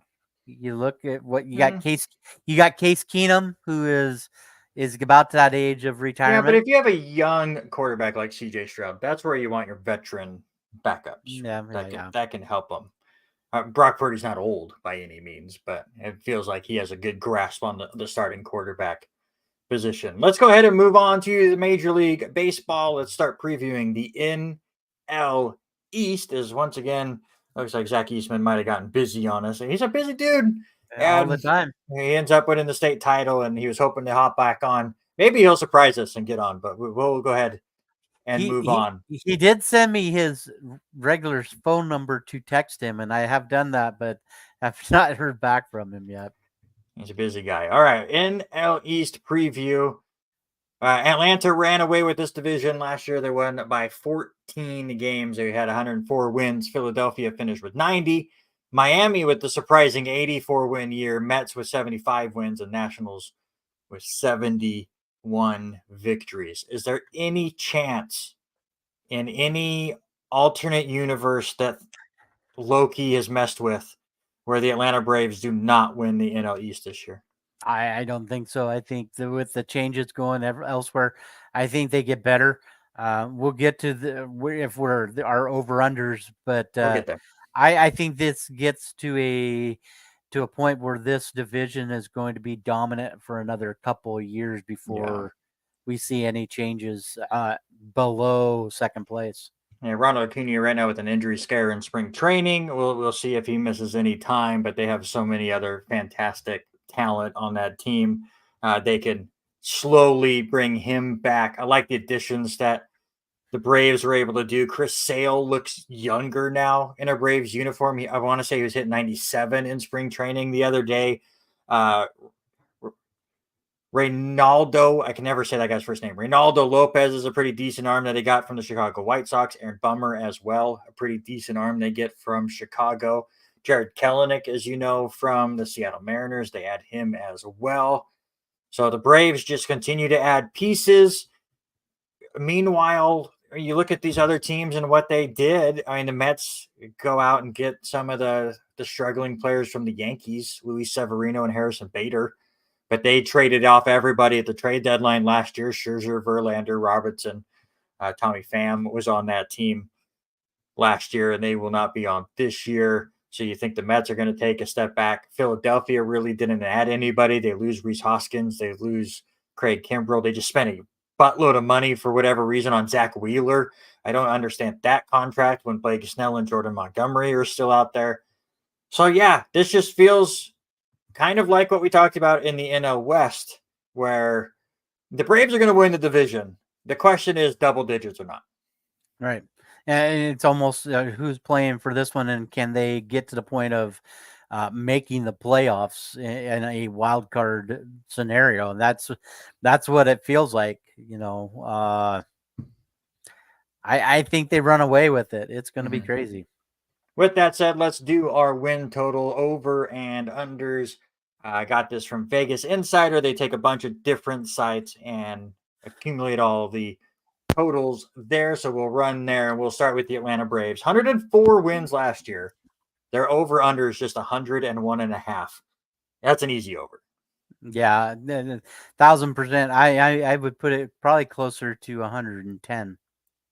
The Philadelphia Phillies won 90 games last year. Their over under is 90.5. I went back and forth on this one. Where'd you go? I'm going to take the under. I think they get it right about 85. I think this is where this team finishes. It's going to be close, 1-2 with New York, but I think they're about 85. So I'm going to take the slight under. I don't think it's 1-2 at all. I think Phillies will be battling for some of those wild card spots. I think they'll make a couple of big moves at the trade deadline, and that's why I pushed them just over the 90.5. 91, 92 wins seems about right, especially with them trying to make big moves. But I don't think they're going to be fighting with anyone else in this division. Listen, this is coming from the guy that took St. Louis last year Bro. to win it all. The New York Mets won just 75 games last year. Very disappointing. Their over-under is over 500, 82.5 for the Mets. This was the easiest under I've ever put. I think they're over. I think they're going to be very they are close. over. They're not going to go over, but they are done. I really think Philadelphia and New York is going to be each right about 85. The Miami Marlins surprised everybody. 84 wins last year, made the playoffs, but they're over under 78.5. I think it was a fluke season last year. Give me the under. Yeah, I think you're 1,000% correct with that one. It is going to be under, and if they'll be lucky to hit 70 wins. And then finally, the Washington Nationals, 71 wins, over under 66.5. I wanted to say over just because I'm hoping they continue to improve because they've just been the laughing stock for many, many years. They struggled with the Steven Strasburg contract and him having to retire. But I'm going to say under. Even though your boy's going there, Joey Gallo, even your boy's there, you're going to take the under on it? It's an easier under then. I'm taking the under too. Sorry. No, it's a complete mess there. All right, we got a special guest. Maybe if he could get his camera to fix. I think it looks like it might be cleaned up and working now. No, it is not Zach Eastman. Hopefully he hops on. But it is time to talk some Aussie rules football. And we cannot preview the season without our good friend Eric Watkins, who returns to the show. Just a couple more days, Eric. Just a couple more days. Look, to Mr. Dillon and all of those in the AFL front office, we love the idea. We thank you for giving exposure to the northern states with this opening round.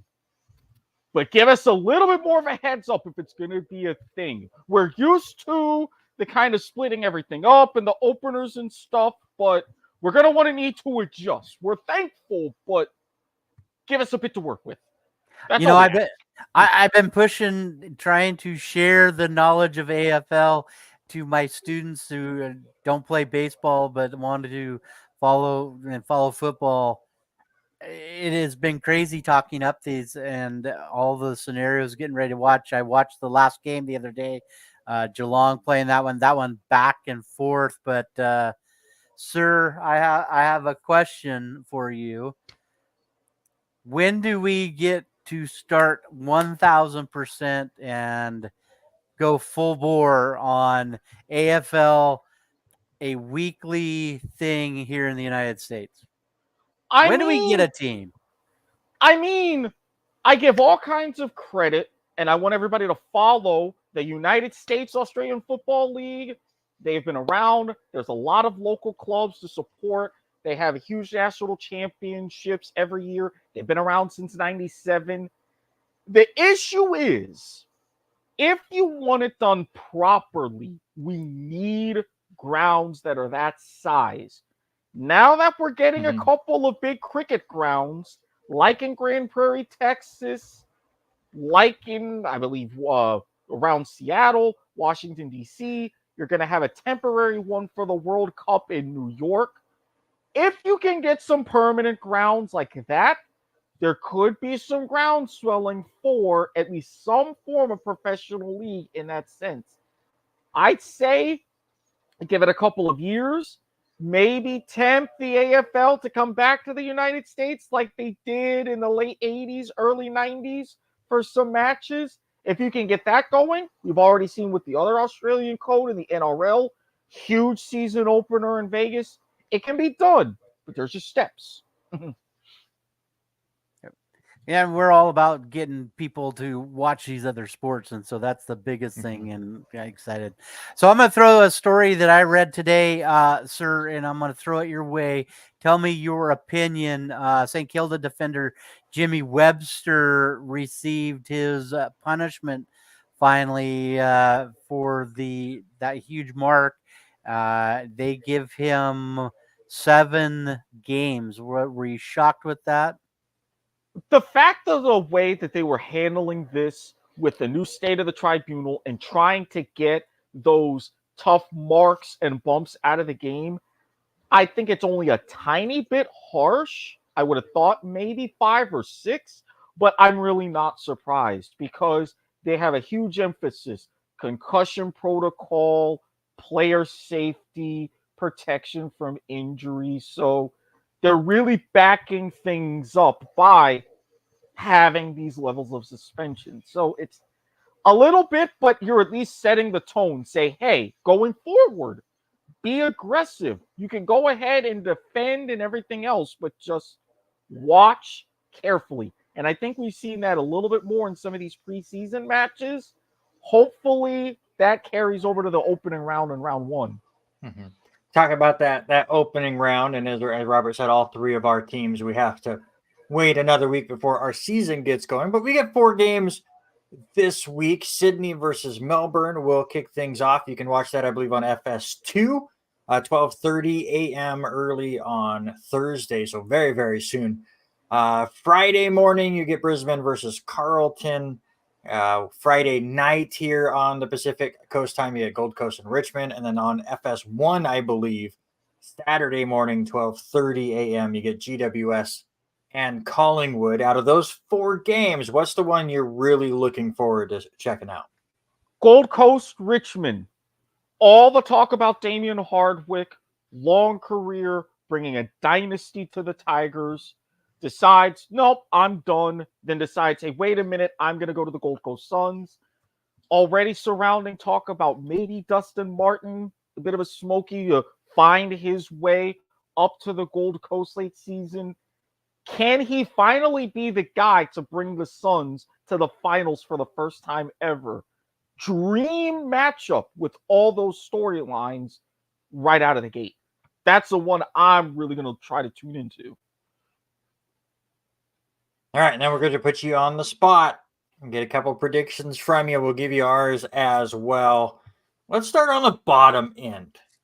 The old wooden spoon. For those that are watching this and you have not listened to us talk Aussie rules football, in AFL, if you finish in dead last, you get what's called the Wooden Spoon Award. More leagues need to have silly awards like this. Who finishes in last place this year? I don't want to say West Coast. I think that there's going to be a bit of improvement. If anything, I'm going to go to another recent Wooden Spoon winner because of all the off-the-field drama this offseason. Harry Broadhurst, love you, but you know your Kangaroos suck. Let's put it out there. I think North Melbourne, they're going to be favorites, and I've got them as my Wooden Spoon winners this year. I am right there with you. It's really between 2 teams in my eyes. It was, a 4-game gap between North Melbourne and West Coast compared to Hawthorn, who finished in 16th. So I really think it's between those two squads. I am also going to take Harry's Roos. Yeah, I looked at things back and forth, and a few things I was looking at. They did have one guy had Hawthorne at the bottom. I don't see that your team being there, but I don't think West Coast made enough of improvement. I think they stay at the bottom. So I'm going to be the lone guy there and take the Eagles. All right, now we go to the other side of the ladder. Who wins the Premiership Cup this year? They just fell so painfully short, and it bugs me to say this, but with the way that they've got their forward line, Lockie Neal, who robbed Marcus Bontempelli of a Brownlow, I'm saying that right now. But Charlie Cameron, that forward line, I think that they're going to have enough firepower, avenge their demons from last year. I think they take the cup that one day in September. Part of me feels dirty, but had to be said. It had to be said. I have to go with Brisbane. I think they were just so close. Like they're, I think this is the year.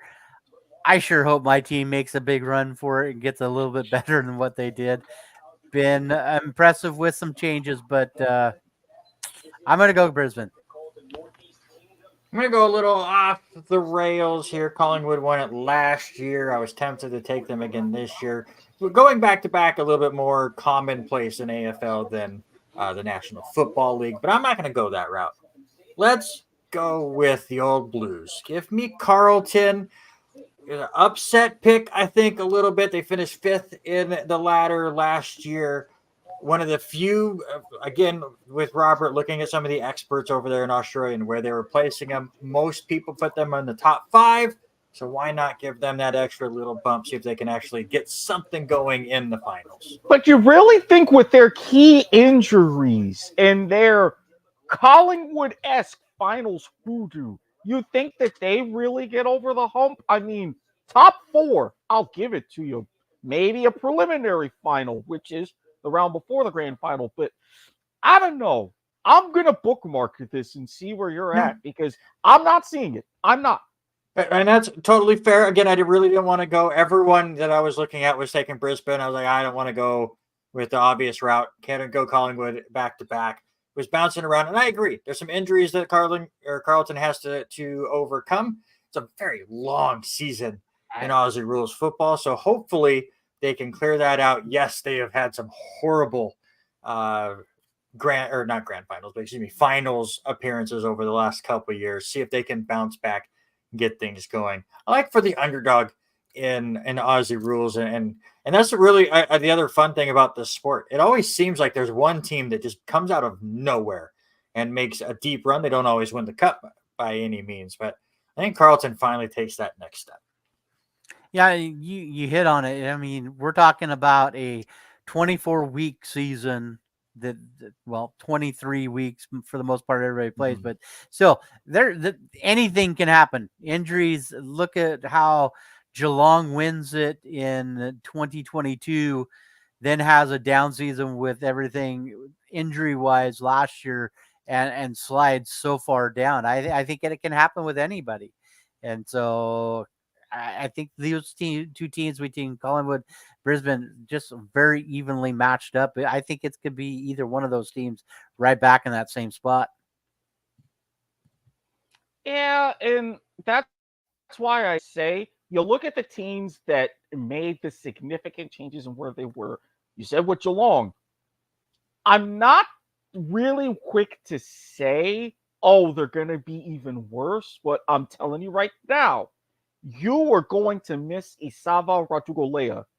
I think that was a bit of a mistake with the core of your team getting even older. You had mentioned Washington earlier. They're looking more like the over-the-hill gang over there. But with a piece like that in the midfield and also can score, but mainly quarterback, adding him to the stocks of Port Adelaide, it's smelling like another middle 6 season at GMHBA. I'm warning you now. We will see again. The season starts out bright and dark. 12:30 a.m. There's no light out at that point. Dark and Thursday early. morning. It's Dark and early. dark and There you go. early. I was going to say bright and early, and then I realized it was 12:30 in the morning, and it's Well, for us, it I all mean, went away. it's almost his wake up time at No, 4 3:30 a.m. a.m. is about bedtime for Eric. Let's be honest Pretty with it. much, especially lately. It's like hit the record button and I'm off to sleep. Yeah. But we will see. I will say this right now, though. Brisbane does take on Carleton in the first round. I will not take Carleton to win that first game. I feel them as a second half charging team, but we will see how all that goes. Before we let Eric get out of here, we have another sports related draft. We're going to have Eric be our judge very quickly. I say very quickly, but Robert wrote 37 pages of notes. Please don't use them all. We have 15 minutes left of this show, please. But we did talk about the passing of Chris Mortensen. That happened earlier this week, one of our favorite guys to watch on ESPN. So Robert decided to dedicate a sports-related draft to him. Yeah, so with his passing, we have seen a lot of great writers, and not only just writers, but columnists, analysts that have changed. You know, there are so many people that set up a story like no others, and that's the thing. We did the best broadcasters, so I thought, okay, let's do the best sports reporters. And I know Randy Yassi said you could go any direction with this. I said, let's go with it and let's roll with it. So I picked the topic of best sports reporters. With that being said, Randy gets the first pick. And this was so hard to try to. Usually you have a sports related draft that you come up with and you're worried that the other person is going to take your top pick and then you're going to end up losing. There's so many different avenues that you can go with. As Robert said, writers, columnists, analysts, so many people have gone in different directions. Trying to find top lists to try to get me in any kind of an avenue was so difficult. Mission level impossible. So I'm just going to go with somebody that, even though he fought, so I think Eric's TV's on, possibly, but yes, there is music somewhere in the background. But there's still music. I don't know what's going on, but enjoy the music while we finish off this show. I don't know where it's coming from, but I'll go with somebody that I couldn't help the stylings of Bruno Mars. Okay, that's not entirely my fault. But go with somebody that did cover an area of sports that were rivals to the people I root for. But you see him a lot on Around the Horn for many, many, many years. Respected his thoughts on that show for many, many, many years. You see him jump on Pardon the Interruption as well. I respect him. Bob Ryan is my top overall pick. Started with the Boston Globe in 1969. Was a Boston Celtics beat reporter for a long time. Became a sports columnist. Covered all like 20 years of NBA Finals and Final Fours and a bunch of World Series. 4-time National Sports Writer of the Year, and again was very entertaining and very insightful on those two shows, especially in a time when I was just getting out of high school and you have that. Hey, shush. She's right. Wow. We get that point where that was around when Around the Horn and PTI were must-see TV. So Bob Ryan, absolutely. My first pick. Haley, thank you for calling me out. You're right. Yeah, I like Bob Ryan. I'm going to the same location, and it must be a theme to start our first round with, but I'm also going with a guy that started at the Boston Globe, and he was the feature writer from 69 to 75, and then from 78 to 86 ended up going to Sports Illustrated, wrote for Sports Illustrated before he joined ESPN in 1988 as a baseball analyst. And I'm going to go Peter Gammons. And Peter Gammons, you know, he had such a setup and what he did for Boston in there. He joined Baseball Tonight in 2006, but during that time he was a main guy on Sports Center, ESPN News. He even wrote for ESPN.com. He wrote for ESPN, the magazine when it was out. He retired after 20 years in 2009, joined MLB. And then, some of the same recognitions, a 3-time Sports Writer of the Year. He was also outstanding baseball writer for the Baseball Writers Association. And he has a day named after him in Boston, Mr. Isbell. On January 9th, it is proclaimed Peter Gammons Day in I'm Boston. sure Bob Bryan has a day too. Everyone has a day. Y'all are really setting the bar with this one. There's so many good people. I will go faster the rest of the way because there is one more topic I have not even told Eric about. I want to get his thoughts on before we close out the show. Second round picks, Chris Mortensen. I mean, obviously, we brought up this topic because of him. One of the first key NFL insiders in his day, like the Adam Schefters of the world, would not be around if it wasn't for the Mort Report and what he was able to do for ESPN. Obviously, he has done writing as well before his time at ESPN, but everyone remembers him for the Mort Report on NFL Game Day and NFL Prime Time and Outside the Line. So Chris Mortensen is my second pick. Yeah, it's a strong pick. For me, I am taking one, Mr. Rick Riley, most notably for, he was all over the place, was in LA for a time, but most notably for writing the back page, life, why am I drawing a blank? The Life of Riley, the back page of Sports Illustrated. So, yeah, a little bit younger, but also he's been 11-time National Writer of the Year. So this guy, not to take anything away from Mort, love Mort, but I'm going to go. I had to pick a guy that was a strong columnist. Yeah, and again, we talked about how many different ways you can go with this draft. I went with an analyst role for my last pick. I was trying to mix around the different sports. Jay Billis is one of my favorite people to watch, especially this time of the year. And I think that's why it popped into my head for my last pick. We're getting ready for March Madness, and you see Jay Billis a lot. I just love the way he really breaks things down for a doofus like me to understand. And he knows the ins and outs of basketball. He knows the ins and outs of recruiting. He knows all of these teams. And especially this time of the year, he's a mainstay on my TV screen. So Jay Billis is my third pick. I'm going to let you know, to borrow like real-time scoring from bare knuckle fighting, Randy's got a slim lead, but Hagen, if you have the right pick, you can bring this home. So you're comparing Jay Billis to Mel Kiper? What is Mel Kiper? No, absolutely not. No, I'm not going. Did I pick Mel Kiper? No. That's Jay how Billis I is feel. better. That's how I feel about Jay Billis. All right, I'm going to go with the guy. He started in Pittsburgh, but he made the long trek over here to the Pacific Northwest. He's most notably known as the NFL guy. He was the insider, especially up here in the Northwest. He's best known for one of the greatest commercials on ESPN of him flopping back on his bed, eating his ramen, Mr. John Clayton, the late, great John Clayton. But listen, what he still did, even before he passed away, after 30 years at ESPN, so many accolades, what he was known for. He is part of the Football Hall of Fame on the writer's side, his accolades there. And then still doing stuff with KJR out of Seattle and KIRO after all the insights. So I had to go John Clayton with that one.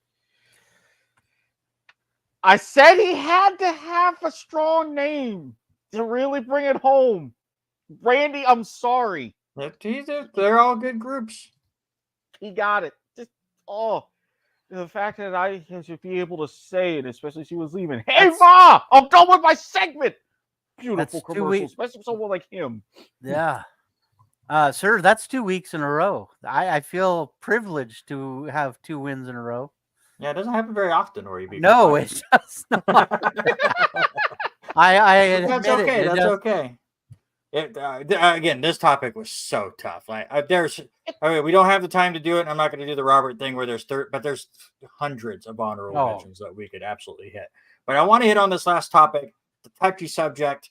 But I want to get Eric's thoughts on it as well. I've seen it a lot in social media over the last couple of days in different avenues, and there's times where I want to just speak out and go crazy on the comment sections, but for the most part, I'm just like, it's pointless. But can we just calm down on the male ego in sports, please? Just breathe just for a little bit. Two stories that have happened over the last couple of days that just drive me absolutely nuts. Caitlin Clark, now your all-time leading scorer in NCAA history. Can we just celebrate her? Absolutely. The amount of people going after her, and after people celebrating her accomplishment, saying, well, Pistol Pete didn't have the three-point shot. Caitlin Clark could have do this against women or against the men or this and that. And it's just the male ego is insane with this story.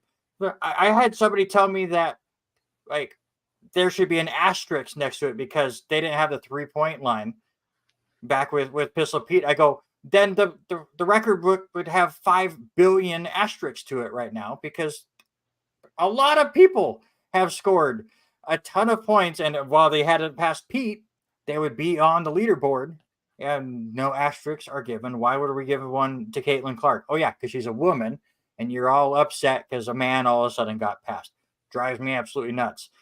The reason why it hits the show today is because MLB The Show today announced on their Road to the Show feature, where you can create a baseball player and bring them from the minor leagues all the way up to the pros and have a long career. They announced today you can finally play as a woman. And again, the comment sections lost their minds. Well, this is not realistic. There's never been a woman in Major League Baseball. I will echo the comments that I saw from some people on Twitter. Those people complaining that a woman is now allowed to create herself in MLB The Show are the same people that created a 6'10", 400-pound third baseman that runs a 430. Like, they're saying it's not realistic, but then they create the dumbest creations on Road to the Show. It's a video game. Let them have fun. Let them feel a part of this game. Let them create themselves and play Major League Baseball. But both stories are great. Comment sections, calm down. First of all, this is why I say you never want to read the comments section. I've been through those fires. It's pathetic. And with all respect to the greatest MLB The Show players of all time, like Steroid Daddy Hack IV, why is this a problem? You go ahead and you buy Cricket 24. You have a men's career mode and a women's career mode. You go ahead and you buy the AFL game. Men's and women's. I see no problem with this. Back in the day, I loved the Fox show pitch. Incredibly realistic. Very well done. I wished it was more than a one-season wonder. I am fine with this. And with Caitlin Clark, I congratulate you. And I'm rooting. If you want to get rid of all asterisks, once and for all, root for Caitlin Clark and Iowa to go deep, not just in the Big Ten tournament, but in the NCAA tournament, because she's already passed Pistol Pete for the NCAA scoring record. She is only a little over 200 points away for the all-time AIAW small school record. All of that undisputed, done and dusted. I am pushing for her more to do that now because of these goose writing out everything that she passed Pistol Pete. She is a wonderful person. She's a great player. I feel that she will have a phenomenal WNBA career, worthy of being a first draft pick. Let us enjoy this.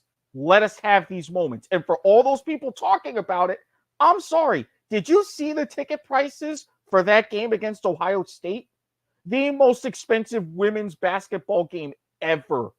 For good reason. You don't see this happen every day. Come on now.